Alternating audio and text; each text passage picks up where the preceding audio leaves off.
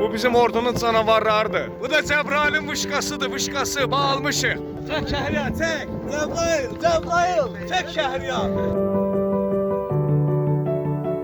Mənim yoldaşım 27 gün döyüşlərdə iştirak eləmişdi. Son istiqamət Qubadlı döyüşlərində qəhrəmancasına şəhid olmuşdu. Ondan 1-2 saat qabaq bizlə əlaqə saxladı.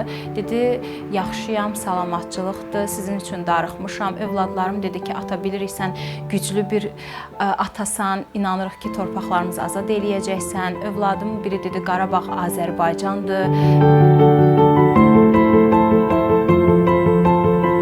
Ata sən vətənə can verdin, xalq da sənə can dedi.